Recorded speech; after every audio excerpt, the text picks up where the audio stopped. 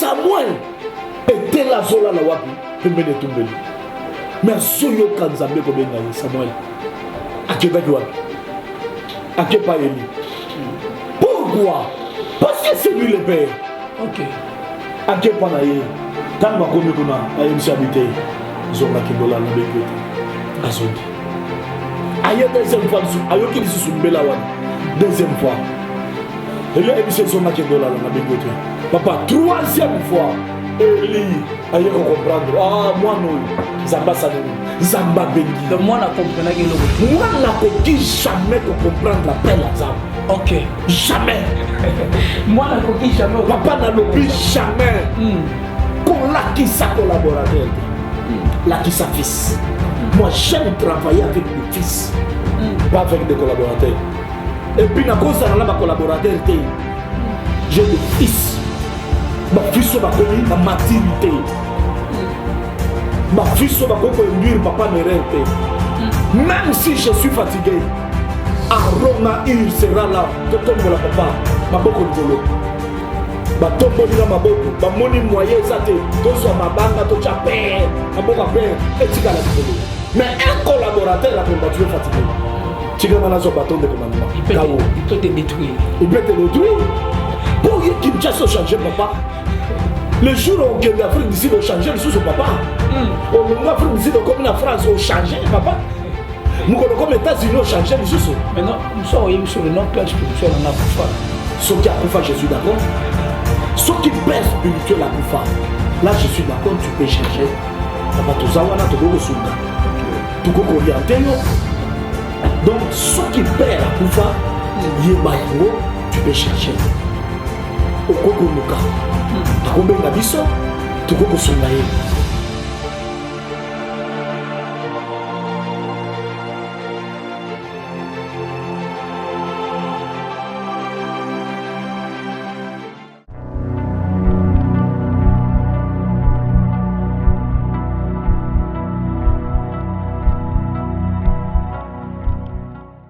Bonjour à les téléspectateurs, on a mis sur la Full Onction TV officielle.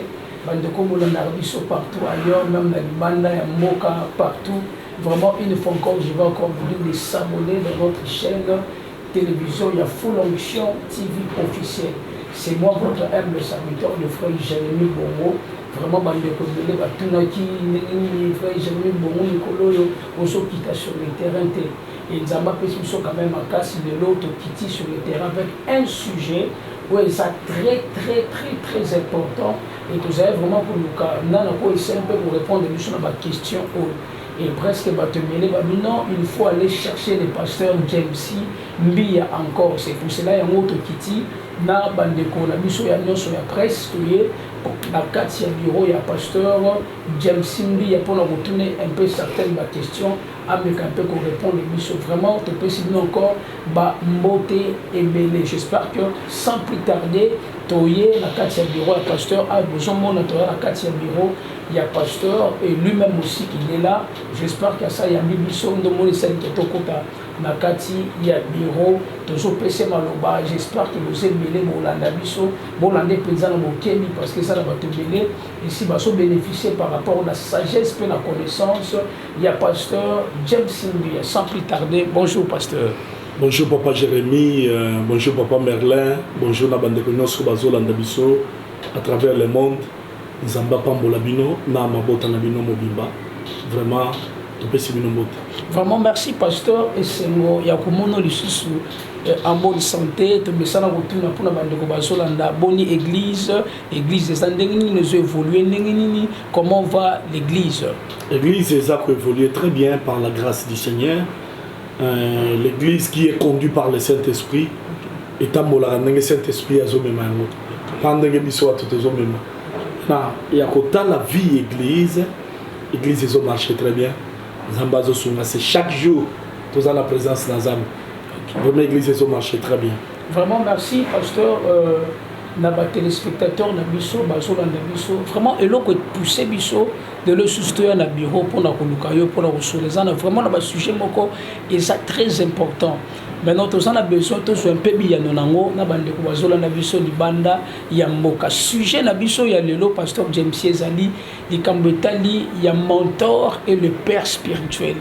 Pourquoi les Cambodgiens, les mentors et les pères spirituels, tout le monde est le ministère et bibi tellement belé, bah jeune belé, bah comme na bah église, bah ministère tout consort, sont retournés au nom na zaba mentor, na homme na zaba père spirituel. Maintenant tout l'ingito est simple koye bah au clairci na bandeko bah jour na biso. Tant que tout le bela mentor et père spirituel. Qui est un mentor et qui est un père spirituel? Merci papa Jérémy, merci na bana na Zambé. Il nous sommes aux biso na sujet kitoko oyoye nango parce que eloko ezo sala pe moi confusion belé. OK. Na mitu ya ma serviteur mususu. Na kokoloba c'est comme un vent. Hein? Il y a ma jeune serviteur ba oba binyo koyo kaka zolo ba non ngala yo wana mentor na ngai. La génération oyo. Na génération oyo. OK. Nakoloba ke bazana katia confusion belé. OK. Beaucoup bazana katia confusion. Papa, il y a une grande différence entre un père spirituel et un mentor. OK. Différence c'est allé. Le père spirituel, c'est celui qui engendre. OK. Oyasobota. C'est lui le père. OK. Maintenant, un mentor, ce n'est pas un père. OK. Un mentor, c'est un guide, c'est un conseiller, c'est tout. Okay. Mentor a koko botate, mais père a botaka. Très bien. Donc, génération un père reste un père et un mentor reste un mentor. Maintenant, pasteur, j'aime si pour la bande de Bazou dans la biso, bah jeune serviteur, donc on va vendre pépé ou ils ont mis dans la 4 génération. Est-ce que mentor na 4 Bible, et ça peut exister ou pas? Oui, autour de Mutuna Malam. Le tourni mentor, ce qui peut exister, dans la Bible. Ok. Je crois qu'il y a beaucoup dans la Bible. Donc, ce qui est dans Mukanda, il y a 1 Corinthiens. D'abord, rapidement, 1 Corinthiens chapitre 4. Ce qui est dans la verset 15. 1 Corinthiens chapitre 4, 15e verset. Ce qui est autant qu'il est un peu biso. Pour la bande de Bazou dans la biso, 1 Corinthiens chapitre 4. Verset 15. Bible Zolo Baboué. Car quand vous auriez 10 000 maîtres en Christ, vous n'avez cependant pas plusieurs pères, puisque c'est moi qui vous ai engendré en Jésus-Christ par l'évangile. Même si vous avez 10 000 maîtres, les maîtres là, ce sont des mentors. Ok. Ce n'est pas des personnes. Non, papa. Oh là là. Même si vous avez 10 000 mentors, à ceux qui ont vous n'avez cependant pas plusieurs pères. Vous n'avez pas cependant plusieurs pères. Moutakoki kozala na ba papa ebelete. Donc, ma père spirituel est belete. Jamais. Mais moutako kozala na ba mentor ebele. Oso kazuluba, ceux qui vous avez 10 000 maîtres. Donc c'est-à-dire pour na mutu akoko zala na ba mentor rebelle malgré zala ba mentor rebelle mais père azamoko reste un père papa na yo même si azana pinchite ndenge balobaka papa il est toujours ton père parce que koka mutu muso azolobaka non papa nanga peut-être hein malili oui papa même s'il est malili mais il est toujours père yenda la kisio makamna zambe yenda botuyo yenda bimisio papa c'est lui le père mais un mentor azozoyo a déjà la connaissance il y a parole de Dieu donc connaissance où tu pas papa na yo où tu n'en veux pas papa. Ok. Yoka asuki anate kita yoka liso nenga zoloba kaka place zoba même si vous avez 10 000 mètres. C'est moi qui vous ai engendré en Jésus-Christ. C'est moi qui vous ai engendré. Papa, ça c'est Paul qui dit aux Corinthiens. C'est-à-dire Paul a oiseau place le col il y a père. Il y a père. père azoyebisa bato ya Corinthe même si bokozala na bamaître belé c'est moi Paul c'est moi qui vous a engendré donc c'est moi votre père. Mais pasteur, question de curiosité. Oui. Et Kozala. Admettons un exemple dans l'église là aussi que soit mutumoko pour sa responsabilité dans le département Songolo. So yo qui parmi ya bana na yo musuzo kambazo non mokambo yo pesa le département na yo so benge mentor et ça l'ondeni. Non et l'autre côté. Est-ce qu'à cause de la mentor ya bano yo so bota? Il y a pas de problème, mentor c'est un guide, mentor c'est un conseiller. OK. Mentor c'est un conseiller. Au cours de département, supposons, dans le département jeunesse. Papa, à quoi qu'on a une stratégie, les idées. Donc c'est lui-là qui est un mentor. C'est lui-là qui est un mentor. Ok, parce que le peuple de Dieu a besoin d'éclaircir Bango. Papa, c'est clair. Moussala, oh, mentor, même un père peut le faire. Moi, je le fais. Comme leur mentor. Ok. Et puis, papa, mentor, à quoi mentor à quoi boya yo. Mais un père ne peut jamais chasser son fils. Voilà pourquoi nous sommes un enfant prodigue. Malgré Bima qui a accueilli, il a fait toutes ces bêtises. Mais à la fin du compte, à l'obini, tu ne songes pas papa.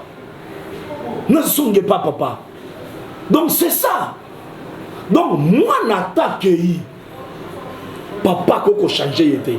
Mais papa, pourquoi toujours tout na mutuna o? Parce que la génération na biso ya ba jeune ba biminelo.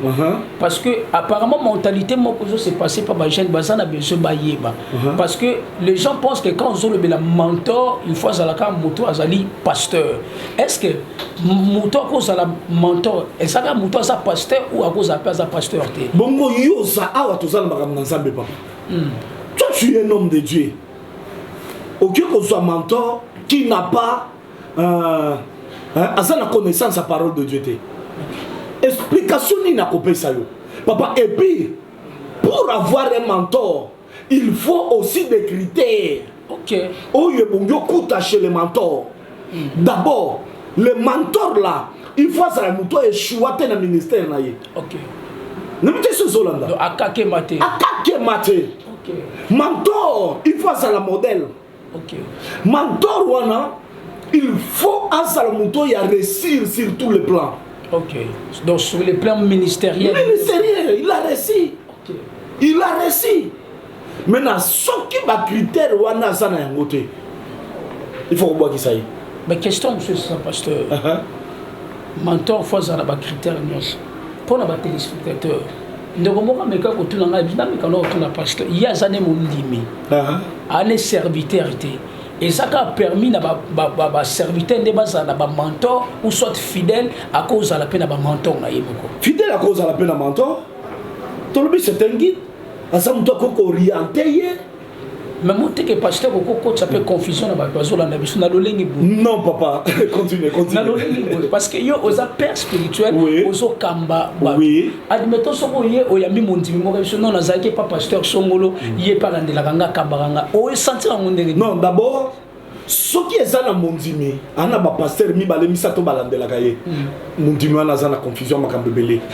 Beaucoup de choses. Mais quand nous fongala. Donc c'est-à-dire même na kati na ye, azana maîtrise la parole de, ya connaissance. Il y a parole de Dieu. Papa, Mouto y a ça la connaissance.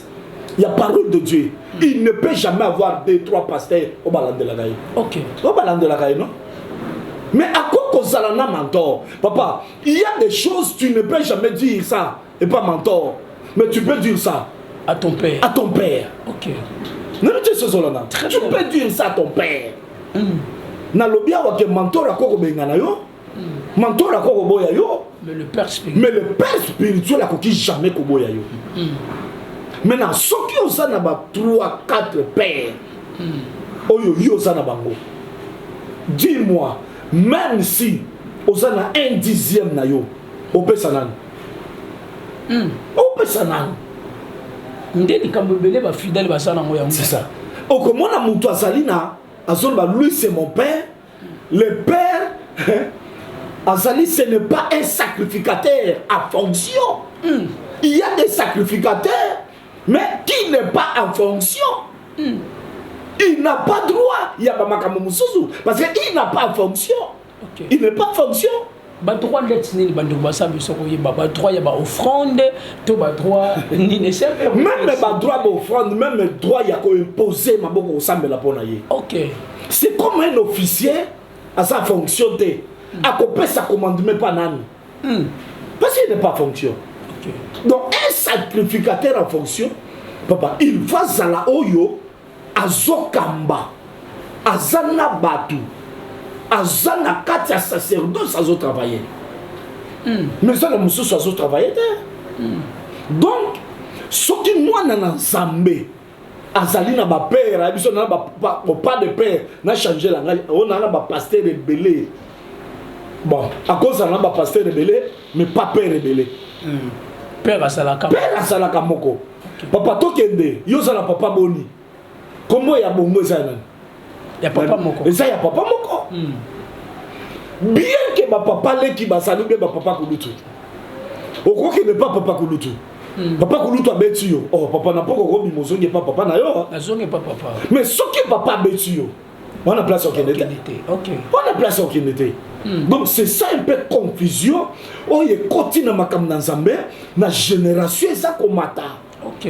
La plupart des jeunes serviteurs ba pasteur mususu asa na perte mais sur ba mentor o mentor nanga sali ou bien alpha local. C'est ça maintenant, excusez pasteur pour la bande bazola la question on est en ngena tuna yo. Si comme mutu a quitté l'église na esprit à rébellion mais a quitté père spirituel et l'esprit à rébellion bimi di bande non na ça ba mentor nangai.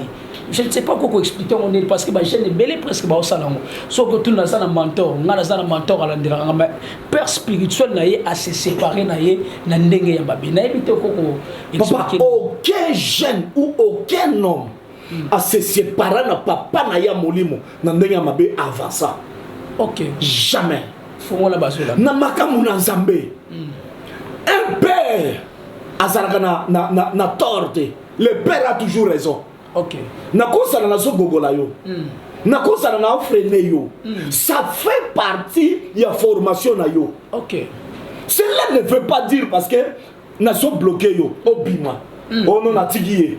Père a été avancé. Non. Au lobby a que mutu abimi l'esprit à rébellion. Oyebi eloko zo le kamena na este.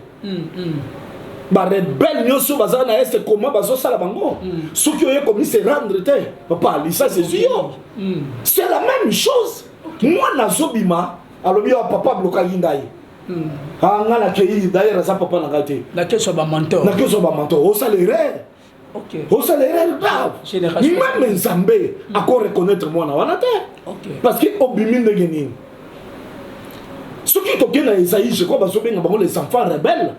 Et là, on est la Bible, malheur aux enfants rebelles. Moi, na zobima, ndenge na zana kitamboa, a quelque chose église peka kadikola. A comme quoi ko benda papa na yeba ndimi. Papa, Bible zoloba leur fin sera comme leur commencement. A ko banda malamu, même 5 ans, même 10 ans, a ko finir ma bé. Na makam na Nzambe za na ba principe. Oye bongi mutu alanda pour avancer papa tikala ko sala mabete mais papa bande ko sala nyonso wana pour na yo mwana okoma na connaissance. Maintenant pasteur pour na bande ko basola na biso exemple moko zo kamba mwana na yo na kati église est-ce que osa obligé kaka foye ba tant mwana zo biso que non na ba mentor songolo est-ce que c'est obligatoire de connaître aussi ces mentors là en tant que père spirituel? D'abord au ko mentor pour nani. Dis-moi, il faut un mentor na bit. OK. Oko un mentor pour na nini. Aussi longtemps. Ton père est là. Père a tout ananyoso. Je suis là papa, j'ai la grâce. J'ai la parole. Dans la puissance, je suis conseiller. OK. Mais dis-moi, OK nous sommes mentor pourquoi? Parce que comme le mentor c'est un guide. Qui va te conseiller? C'est ton père. Père, OK. Zonge pas père. La plupart des bateaux qui n'est pas ma mentor. À Sundo la père. Baza bateau basala ba dégâts. Basala ba dégâts. Bima na ndenga mabe. Azo reconnaître père te. Papa muto botami na nzete azate. Mouto parachute azate. Bisonyo sotouti na papa. Moi, mon père spirituel est là à Bandal, l'évêque Pascal Moutouna. C'est lui mon père. Yenda Botinga, il a encore vivant. Attends, Mati, n'a pas changé. Ce qui n'a pas likambo. Je vais aller chez mon père. Papa n'a pas de problème, il va me conseiller. Ce qui n'a pas peut-être que non, et pas y a papa. Ça n'a pas connaissance, là, je peux chercher un mentor. Mais il n'a pas droit de mentor. Il y en a qui me le dit. Mentor peut refuser à rejoindre comme un mentor. Parce qu'il faut que le mentor accepte. Parce qu'il va te belé, non, yo sa mentor, yo sa mentor. Mais comment ça? Na sa mentor, yo ebandi ndengenini. Ebandi ndengenini. Mais pasteur, qu'est-ce que il y a ça? L'avenir, je connais un frère na Kitambo. Oui. L'avenir, na Lomami. Il avait aussi son père spirituel. Pour la bande de jeune serviteur. Oui, c'est un peu conseiller. Il était un jeune serviteur à Osali Lanzam, l'église, il a un père spirituel. Et subitement comme ça, il s'est séparé avec son père spirituel. Ma ate koutana et pas un mentor quand nous allons babou. Mentor, on pas un pasteur directement place à Zalaki nous consacrer. Mais tant que koutana n'est pas mentor à consacrer à commissaire pasteur à une église à Pessi. Mais tant que père spirituel, n'a Zalaki content de l'eau qu'on a été naïvité. Est-ce que pour naïo ben à pasteur, to oso zoango non pour la bande de ba j'ai les osali ma ming. Au moment où a quitté son père spirituel, a te koutana na mutu so consacré à comme ces prophètes. Naïvité ko zoango ndengenini papa na. Papa c'est ça. Oh ezali mu boulou. Et côté na quartier évangile. OK. Mutu a quitté son père. Il n'était pas consacré. Mbala moko aye pa na yo yozuye. Commissaire père. Commissaire pasteur. Et loko ya sala koto. Tu crois que ça n'est pas na yote? Tu essaies. Papa, à quoi comme makoto ya finga papa? Parce que y a ça na bana. A finga papa na ye, a bouddha papa na ye. Soit à mi peu pour apprécier. Pour apprécier. Tu essaies, papa, à quoi respecter yo. À respecter yo te. Wane ça le ko lo zoto ngandaku, mais likolo ya zelo. Likolo ya zelo. Ba pasteur bazo sala bongo baza komi bazako hein bangomo bazo créer un bombe à retardement pour le ministère na ye. OK. Parce que moi na c'est un bombe. Papa na makam na Nzambe. Bah il faut malanda ba comprendre. Beaucoup de gens aujourd'hui ba komi ba pasteur ba komi boye mais en réalité ba benga na Nzambe te. Moussou pressé parce que parle bien mon français. Et pendant que je passe ces alliés, où il y a un peu l'argent, c'est fini à fond l'église. Mais ça m'a dit billetté. Oui, mais Dieu ne les reconnaît pas comme un pasteur. Qui est pasteur? Pasteur, c'est un berger. Vous battez les bampate. Vous battez les bampate. Papa, pour battre la bampate, il faut battre yo. Zambe foyer bayo. Zambe foyer bayo. Jamais. Il se battait. Oui, ça me sala Zambé. Mais la socio de n'engue sentiment ou bien connaissance na yo. Papa, même après 15 ans, tu finiras toujours à échouer. À échouer. Même aux yeux mentor. Or, mentor au yozozo. Oui, yaza na bana. Bana na ye ba ko benge mentor te ba benge père. Parce que mutu yo suis mentor. Yaza na bana ne ba benge mentor te. Bana na ye ba benge père. Le collant de Komoko ça la monga fulawa. To solo la kana ye mpe moi mingi na internet. Na surtout ne boni père abino na tsugi na ngai na sundola papa na ngai na koma na mentor na zonde mentor na tunye pourquoi. Oh non na bela qui grave. Papa ya otala ngate papa qui pangate. Na bi bon. Soki yo beli papa yete. Ne faut changer papa. Oh non, et ça est le Komoko ma bé papa considérer ngai te ngala jamais ça se fait jamais. Ça se fait jamais.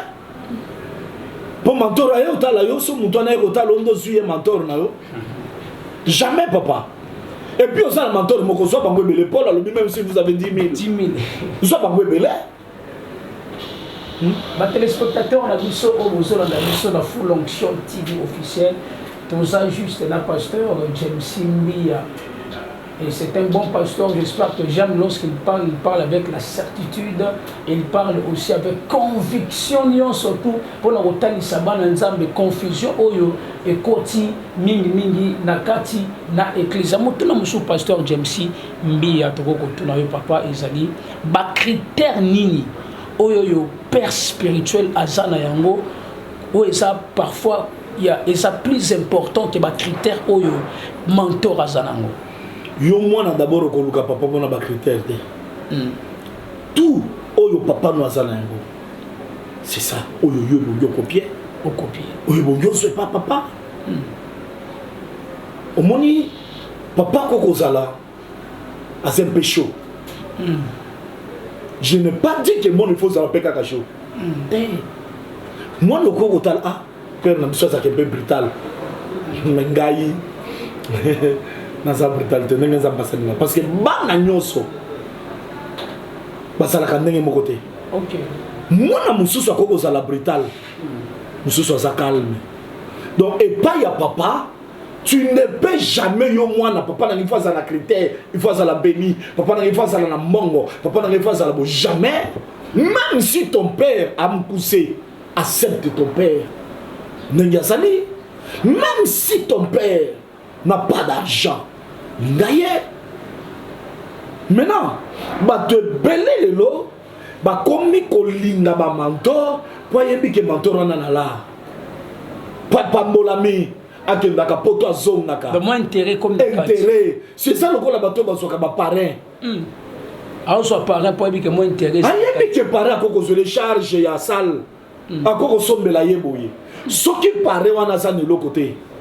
Papa ko zoyete. Voilà, c'est ça un peu confusion dans ma cam Nazambé, na génération Ezako Mata. Baso ça la makambo, mais basa la connaissance na emote.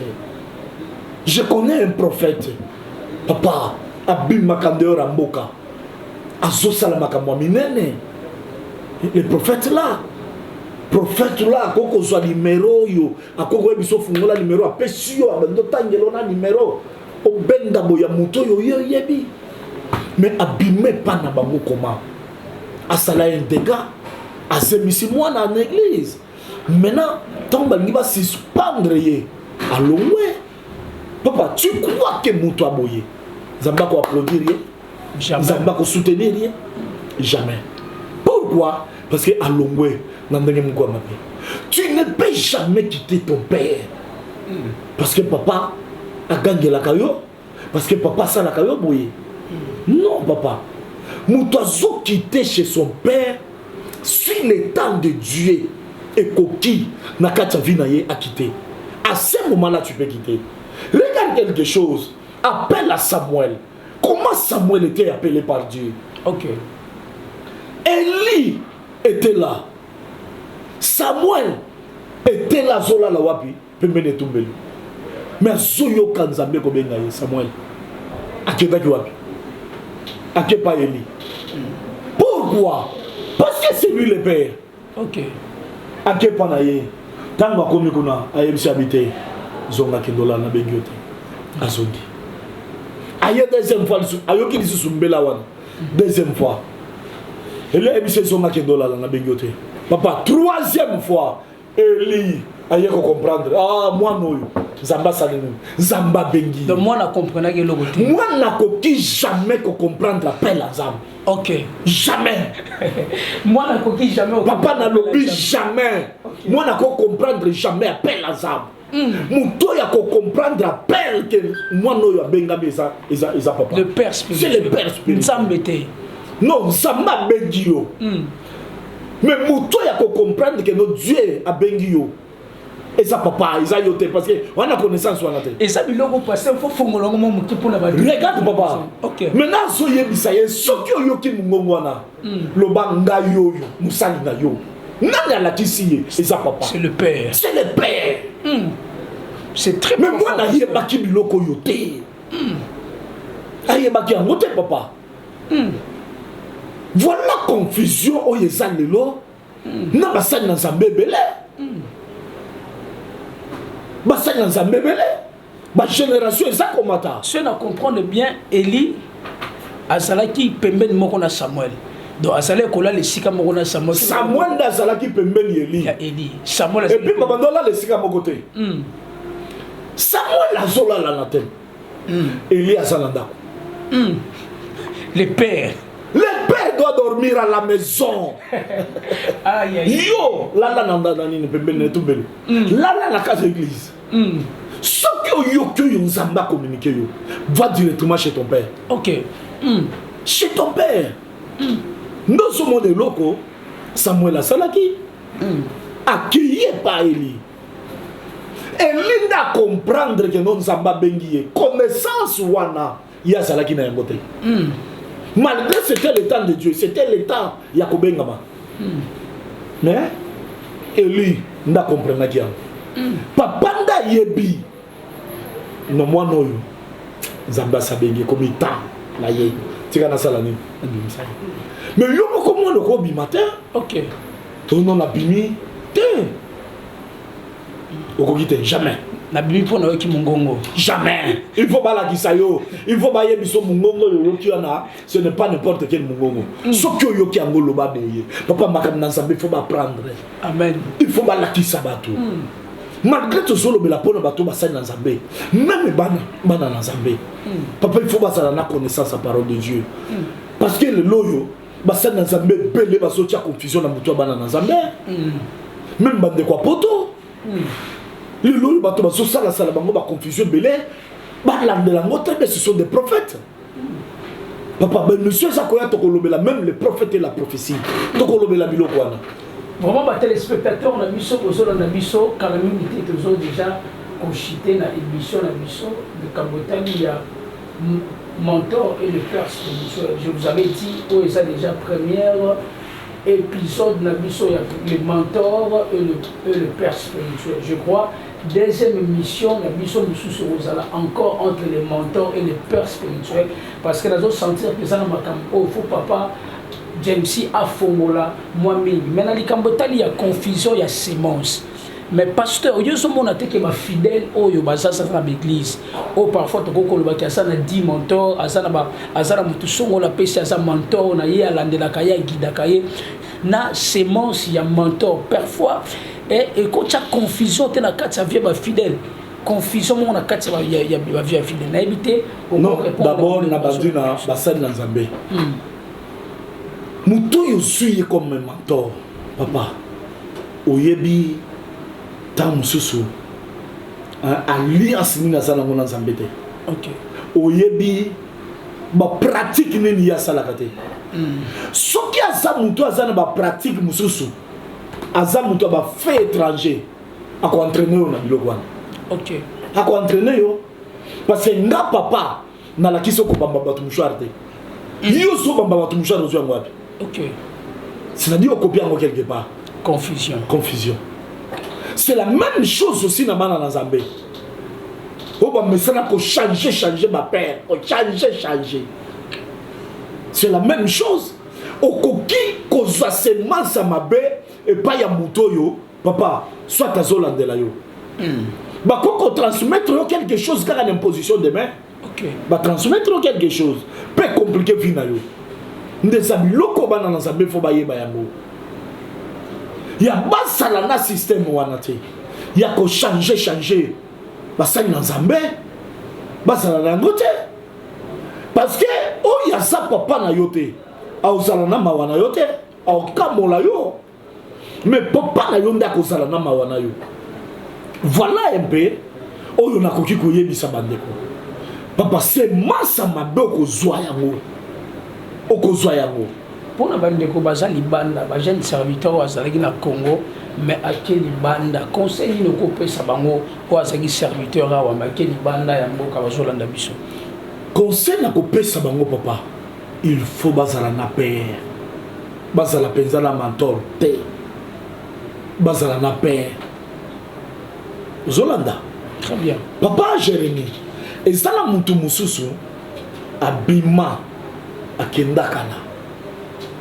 Il était un frère. Mais quand il y a Nzamba, il y a les grâces. Mazana perche. Azana perte. Ce que mon tendé wana à cause à Non papa. Okoki kozanga perte. Nzamba orienté yo tala moto. Nzamba orienté. C'est que le ministère ne pose pas bakaya batu bongo belé. Omoni ndenge nazali awa. Nga nazana batu soki misatu. Ce sont des pasteurs. Hein? Na bango misatu moko azwa ngai comme père. Père. Mentor te. Mentor te. Père. Bah oh, monsieur Soumi balé bazwa comme ni mentor. À cause d'un problème ailleurs, hein. Papa dans la campagne, na sala ndenge ni. Na PC stratégie salabo. Abimi accueilli. Aux hommes accueilli. Maintenant fils. À cause de la Nicolo te. Ayebi que lui c'est mon père. Donc sokin deko akenda évoluer, Zamba Sungaye, il n'a pas un père. Il peut nous consulter. Il peut nous consulter. Ce qui a Monique Alia Zouanga comme son mentor, il n'y a pas de souci. Papa, je suis là. Na linda kamingi na zala mentor te. Mais na linda kamingi na tika la père. Père. Oui. Na zala père. Que na zala mentor. Maintenant, en tant que père, on travaille dans ma fiche, on a un collaborateur. Non, moi je n'ai pas de collaborateurs. Un père ne peut jamais avoir de collaborateurs. Tout ce qui colle, des collabos, papa ici d'accord. Parce qu'ils collent. Papa qui travaille dans un collaborateur, papa travaille avec des fils. Exemple, Zamba Zoye Bisa Abraham, bras ton fils, ton unique. Et celui que tu aimes dans la kende naye na morja kuna na kola ki sa yo place et lokoni ni Abraham sali azozo je crois ba serviteur mi balé azozo na mwana bazokende na tangu zamba talisi ye place yango.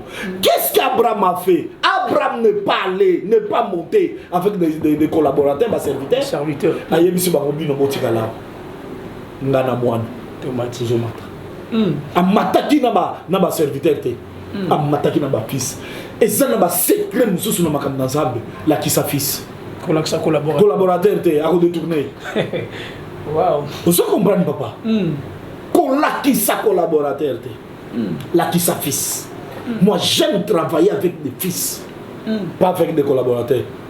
Et puis na cause na ba collaborateur te j'ai des fils, ba fils ba komi na maturité. Ma fils va conduire papa n'erreur.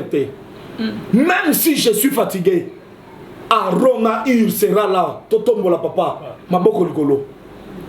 Ba tomboli na maboko, ba moni moyen zate, to so mabanga to cha père, maboko père etika la likolo. Mais un collaborateur là quand tu es fatigué. Tu gagnes là son bâton de commandement. Il peut te détruire. Il peut te détruire. Mais un fils ne peut jamais détruire l'œuvre de son père. Jésus n'a jamais détruit l'œuvre de son père. Il a accompli. Voilà pourquoi à la fin, papa merci. Na ba oyo so pesa ki ngai. Na bungi saki ata mon côté sauf moi na libungi. Donc moi na libungi azala ki destiné ya ko bunga. Merci pasteur James na ba téléspectateurs na biso nyonso bazolanda biso et ça ba basali banda mboka. J'espère que comme déjà presque à la fin il y a émission na biso dans les conseils d'un père. Les conseils d'un père.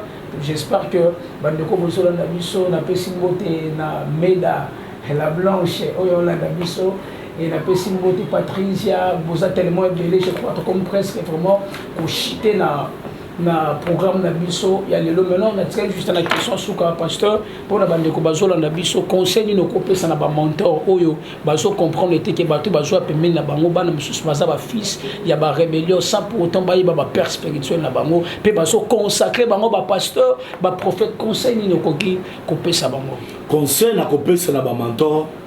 D'abord il faut baluka ko yeba muto ya ye ko zoye mentor auti wapi.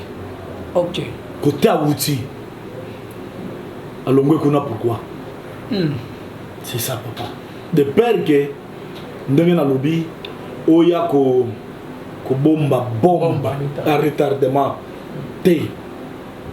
C'est ça conseil à liboso na kopesa ba mentor.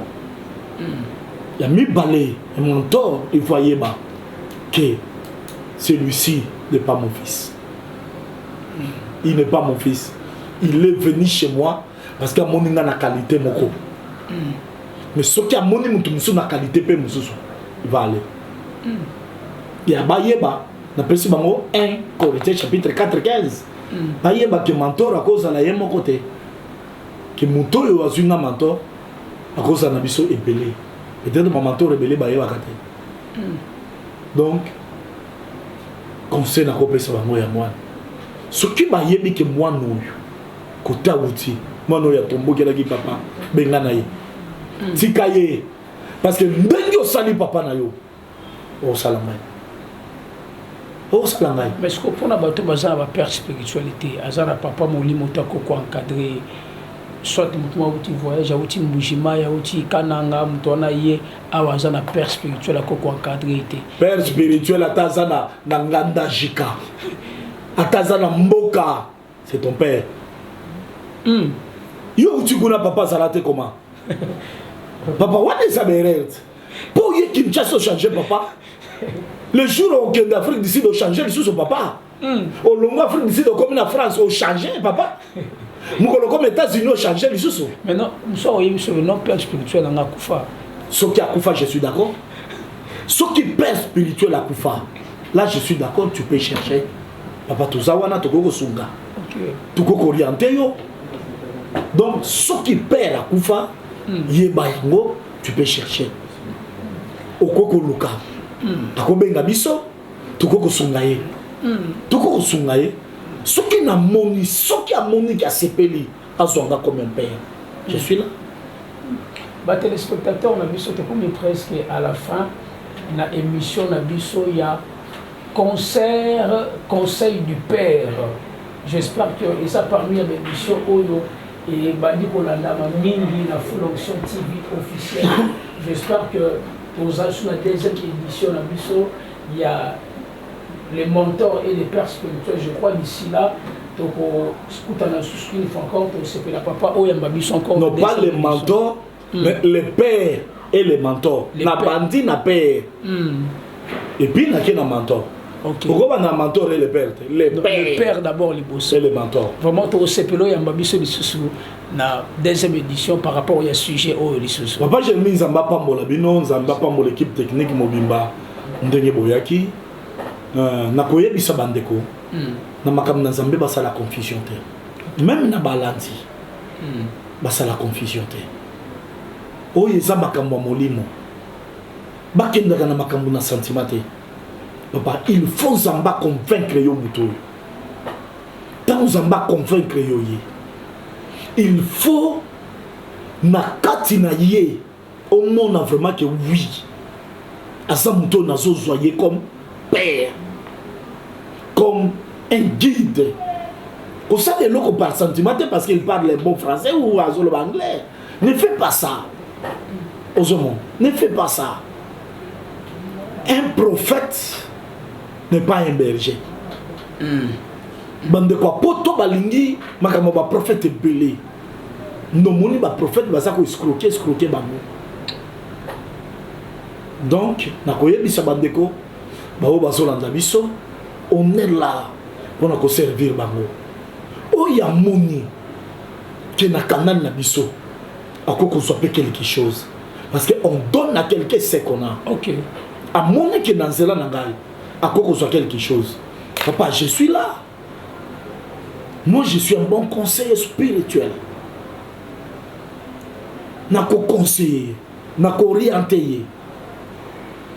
À mon équipe, a besoin de soutien et de prière. Dans une équipe, à mon équipe, a besoin de consulter Nzambé. Dans un prophète. On est là pour nous servir. Et là, on a connu Bango et moi. Nzamba salue son grâce.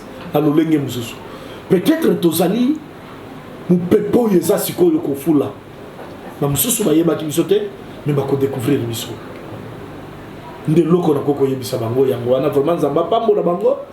bisika bazali nzamba pambola bino bana nga nyonso bozali banda mboka baza mo ebele so na bando tanga bakombo na bango bamusu bakoselika papa tangi biso te vraiment nzamba pambola bino nzamba azali longo na bino nzamba batela bino na bamboko ba pandémie ezobeta makasi baoya nzamba protéger vraiment bino bo dérouter na makambo na nzambe te bokangama na droit chemin na nzambe ata lelo nzamba sungi yo te ata lelo moni loboko na nzambe te lobi okuna okomona loboko na nzambe ndo nazalaki nango akoyebisa bandeko yango wana nzambe apambola bango. Merci à votre téléspectateur na biso tokomi na suka ya émission na biso ya Full Onction TV officiel. C'est moi votre serviteur de frère Jérémy Bongo. J'espère que la possible de nous monter à nous sur la biso na Full Onction TV officiel. Na possible sous merci la ma caméra tous avez la Merlin Tango tous avez la médaille blanche.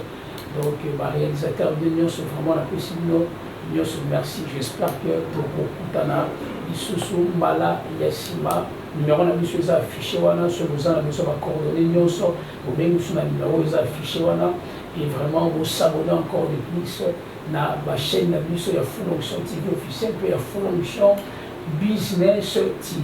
Ciao.